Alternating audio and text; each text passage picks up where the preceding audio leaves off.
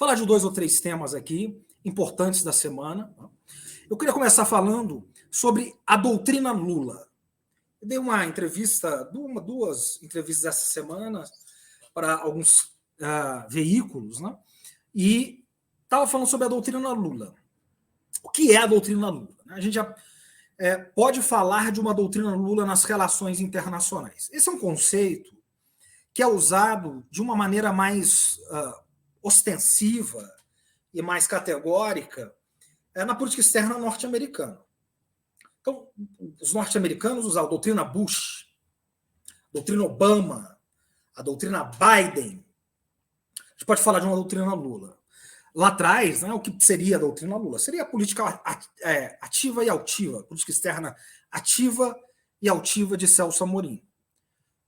Não só Celso Amorim, mas também Marco Aurélio Garcia, que era o secretário especial para as relações internacionais, cargo que o Celso ocupa hoje, ele que era chanceler lá atrás, e também Samuel Pinheiro Guimarães, que tem que ser sempre saudado, que era o chefe do Itamaraty à época. Bom, a doutrina Lula, o Mauro Vieira, que é o atual chanceler, deu uma entrevista para uma revista norte-americana que, digamos assim, tem uma direção muito forte, uma ênfase muito forte nas relações internacionais, e ele cita o que seria, ou o que é a doutrina Lula. Então, se for resumir de maneira muito, digamos, central, fulcral, o que é a doutrina Lula nada mais é do que a reocupação dos espaços do Brasil no sistema mundo. De uma maneira modesta, seria isso a doutrina Lula. Então, a gente vem de 4 anos em que o Brasil se ausentou do mundo, os 4 anos nos quais o ex-presidente, que hoje volta ao Brasil, ele praticou uma política deliberada, que jamais vista na história do Itamaraty, de retirar o Brasil do mundo, isolacionista, e mais do que isso, conflituosa. Então, a doutrina Lula nada mais é do que, de uma maneira modesta, recuperar o lugar que o Brasil ocupa no mundo, que é um lugar, digamos, de certo destaque. De uma maneira mais ousada, a doutrina Lula pode ser vista, digamos, numa expectativa, em termos de uma esperança, em termos mais idealistas, como uma possível e futura e almejada, esperançada liderança do Brasil em termos do eixo do sul global. Isso seria, digamos, a materialização ideal da doutrina Lula. E alguns passos importantes foram dados essa semana nesse sentido. Rapidamente, né? A viagem do presidente Lula à China foi remarcada, agora para abril, não muito longe, né? Salvo engano, depois o André pode até conferir a data, acho que dia 12 de abril. Essa vai ser a viagem mais importante do presidente Lula.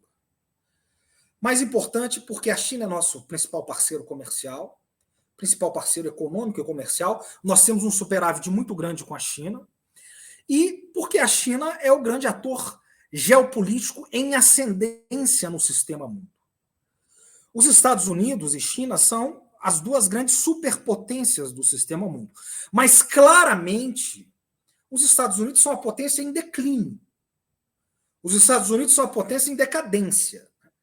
A águia, como diria Immanuel Wallerstein, ela está fazendo o pouso forçado, o pouso forçado da águia.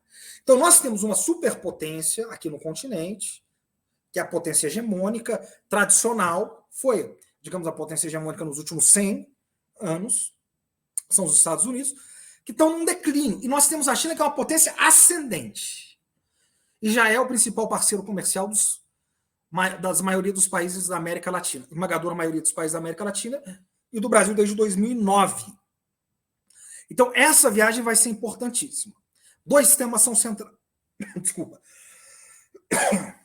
2 temas são centrais nessa. Desculpa, mais uma vez, nessa viagem. Primeiro, o presidente Lula, provavelmente, junto com o Celso Amorim, com o chanceler Mauro Vieira, vai inserir o Brasil nas novas rotas da seda.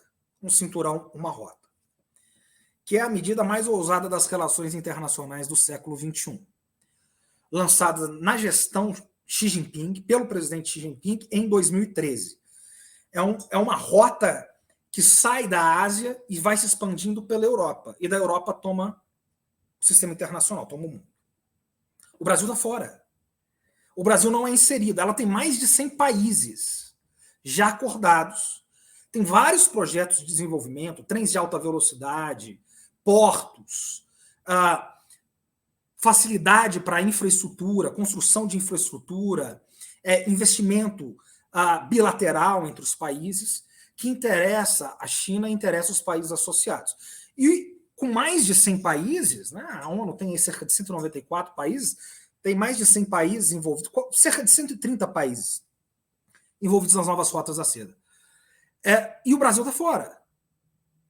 E o presidente Lula, uma das expectativas do que está sendo discutido é que ele volte de Pequim com o Brasil nas novas rotas. Isso isso não é pouca coisa. A segunda questão que está sendo discutida, muito forte, já está pré-acertada aí, é a comercialização entre a moeda chinesa e a moeda brasileira direta sem passar pelo dólar. Este é um novo tempo do mundo. Isto é a construção, a arquitetura de um novo sistema financeiro internacional. É, digamos, driblar a hegemonia do dólar. É disso que nós estamos falando. Então, o renminbi, que é a moeda chinesa, e o real, nós estamos falando dessas moedas fazerem transações diretas.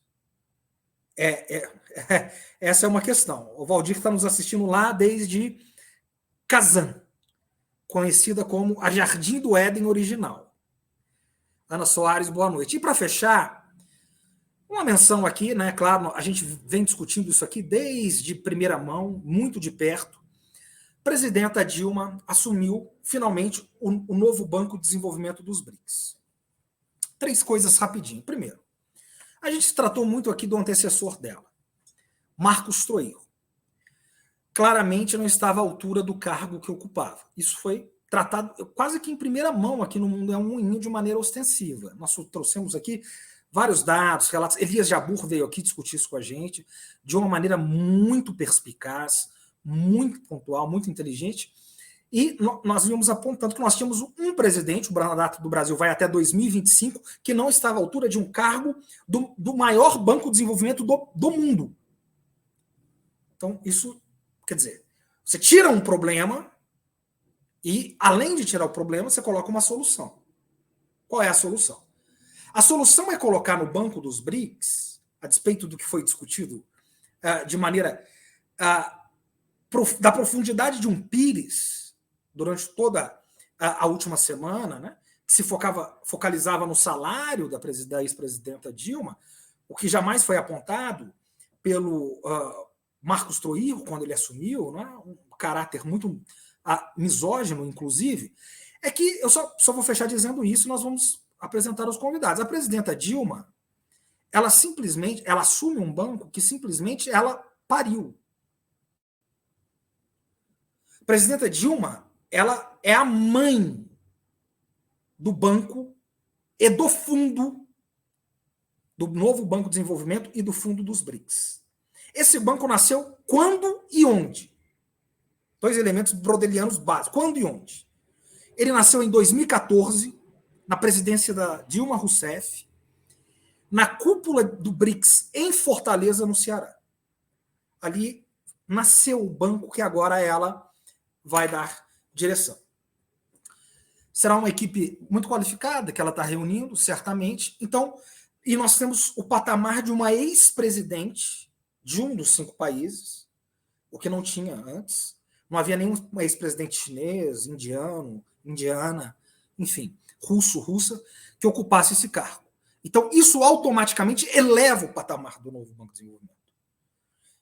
E nos traz esperanças de projetos de desenvolvimento concreto para os próximos anos, sobretudo para os próximos 4 anos, e é um banco também que pensa ao longo prazo. Então, eu acho que esse quer dizer, de certa maneira, esse é o balanço dessa semana do ponto de vista estrutural.